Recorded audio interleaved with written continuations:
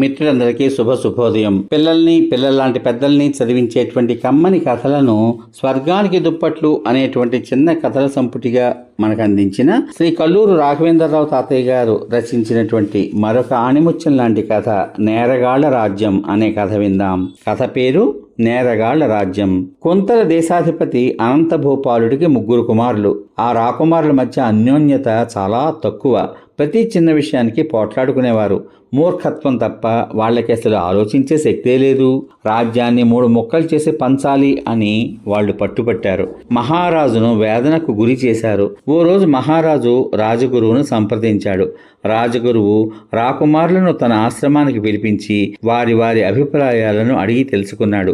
ఎవరో గిట్టని వారు వాళ్ళకి నూరి పోశారు అని గ్రహించిన గురువు, రాకుమారులారా, ఓ 3 రోజుల పాటు మీరు నా ఆశ్రమంలో సావధాన చిత్తులై ఉండండి.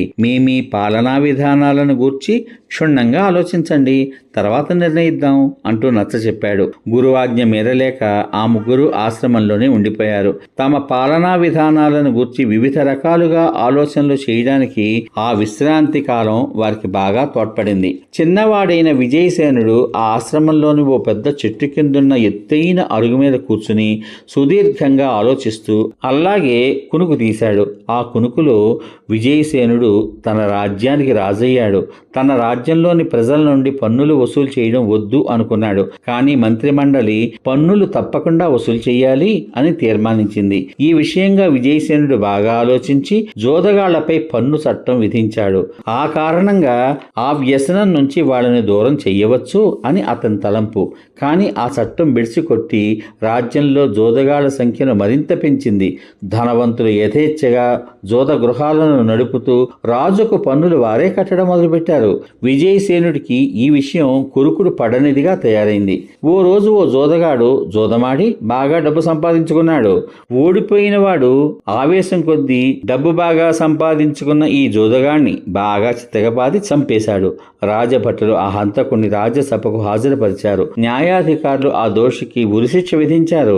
విజయసేనుడు తన రాజ్యంలో దోషులను శిక్షించడానికి ఉరికమ్మం గాని తలారిని గాని ఏర్పాటు చేసుకోలేదు. వాటి కోసం పొరుగు రాజ్యాల్లో ఉన్న తన పెద్దన్న చిన్నన్నలకు కబురు పంపాడు. వారు తమ్ముడికి ఏ చిన్న సహాయం కూడా చెయ్యకూడదు అనుకున్నారు. తొదకు ఆ హంతకుడికి విజయసేనుడు యావజ్జీవ కారాగార శిక్ష విధించక తప్పలేదు.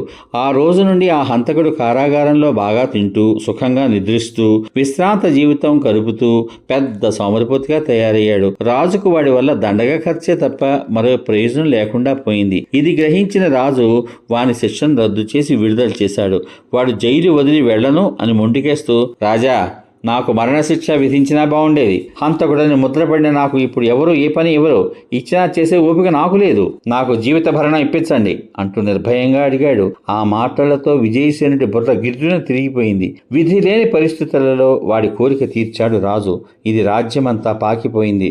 జోదగాళ్లంతా ఏదో ఒక నేరం చేసి కారాగారాలకు రావడం మొదలుపెట్టారు. కారాగారాలు నిండిపోయాయి. వారి ఖర్చులు భరించలేక రాజు వారిని విడుదల చేశాడు. వారంతా భరణం పొందడానికి హక్కుదారులయ్యారు. నేరస్తులకు భరణమిచ్చే రాజుగా విజయసేనుడు పేరు పొంది నవ్వుల పాలయ్యాడు. నేరగాళ్లు విజయసేనుడిది అసమర్థ పాలనగా గుర్తించి అతని రాజ్యాన్ని కాజేయాలి అని అనుకున్నారు. వారంతా గుమిగూడి ఒకనాడు ఆయుధాలతో అతని పైకి దండెత్తి సింహాసనం నుంచి లాగేశారు. విజయసేనుడు రక్షించండి రక్షించండి అంటూ చావుకేకలు పెడుతూ అరుగుపై నుంచి దబీరుమని దొర్లిపడ్డాడు. అప్పుడు అతనికి మెలకువ వచ్చింది. తన కల గురించి సోదరులకు గురువుకు చెప్పాడు. అలాంటి చెడు కలలే తమకు వచ్చాయని సోదరులు చెప్పారు. ఆ 3 సోదరులు రాజగురువు కాళ్ళ మీద పడి, గురుదేవా, మా రాజ్యం నేరగాళ్ల రాజ్యం కాకూడదు. మమ్ములను ముందు రాజ్యపాలనలో సుక్షితులను చెయ్యండి. మంచి పాలనాదక్షతను మాకు నేర్పండి అంటూ ప్రార్థించాడు. రాజగురువు అనంతభూపాలుడు రాకుమారుల్లో వచ్చినటువంటి ఈ మార్పుకు చాలా సంతోషించారు. భవిష్యత్తులో వారు మంచి పాలకులుగా రాజ్యాన్ని పాలించి కీర్తివంతులయ్యారు. సమాప్తం.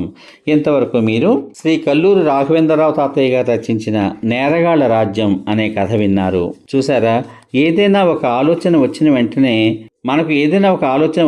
ఆ పని చేసేస్తే ఒక ఫలితం ఉంటుంది.